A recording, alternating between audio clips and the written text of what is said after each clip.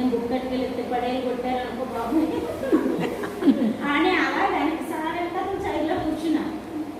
మనసులో ఎలా అనుకుంటున్నాను. సార్ సడన్గా అక్కడ నుంచి లేచి వెళ్ళిపోయి అక్కడ కూర్చున్నారు. అక్కడ లేడీస్ ఉన్నారు, వాళ్ళు కూడా సినిమా ఏదో అడుగుతున్నారు. నా మనసులో మాకు తెలిసిపోయినట్టుంది, నా కోసం వెళ్ళి కూర్చొని ఉంటారని అది వెళ్ళిపోయి సార్ మెటీరియల్ తెమ్మంటారు తెచ్చి ఏంటి మేడం దాచుకోవడానికి పెట్టాను అమ్మ కానీ వెంట పట్టుకెళ్ళి ఇచ్చాను. ఇవ్వగల ఆ రోజంతా సార్ చూస్తూనే ఉన్నారు. మెటీరియల్ అంతా అయిపోయింది కదా, నంబర్ సార్ కప్ చెప్పారు. సార్ దగ్గర వెళ్ళింది, నంబర్ సార్ వస్తే సార్ దగ్గర మొత్తానికి జరిగిన తర్వాత ఈ మెటీరియల్ సార్ కలెక్షన్ చేశారు. చేసిన తర్వాత వైజాగ్లో ఉన్న 4-5 రోజులు పోయినా జ్యోతి మేడం రమ్మని అన్నారు. అమ్మో నా బుక్ చేశారు నాకు ఒకటే షాపు ఏటి గోల్, నాకు ఈ బుక్ గోల్ ఏంటో మాస్టర్ అంటే ఈ టెన్షన్ నాకు అవసరమా అనుకొని, కానీ ఎల్లరి తప్పదు. గురువు గారు బతికిసారి నీకే తెలిసిన స్థితి నేను ఏం చెప్పాలయ్యా అనుకొని వెళ్ళాను. వెళ్ళేసరికి అందరూ సార్కి కాళ్ళు పడుతూ ఉన్నారు.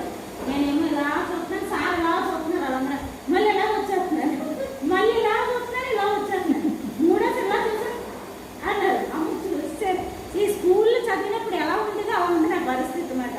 వెళ్ళి అప్పుడు సార్ గారు సార్ అంటే రాసేవా రాసేదా అన్నారు. అంటే 10th క్లాస్ ఊయప్పో 10th అద్భుతంగా రాసావా అన్నారు.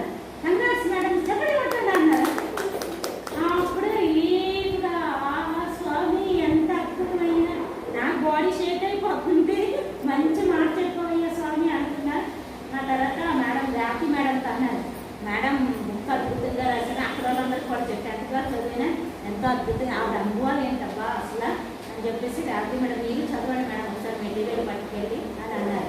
నాకెళ్ళి రాఖీ నాకు హిమాలయం నుంచి నిన్న వచ్చాను సార్ అని మళ్ళీ మీతో వస్తున్నాను తర్వాత పర్లేదు మెటీరియల్ ఎప్పుడు కాలంతో చదవండి మేడం పట్టుకెళ్ళి అన్నారు. తర్వాత మేడం చదివారంటే కొంచెం ఇలా చదివేసరికి వైబ్రేషన్ ఆనందం అన్నీ తెలిసాడు. మేడం ఫోన్ చేసి కంగ్రాట్స్ మేడం సార్ ఎందుకు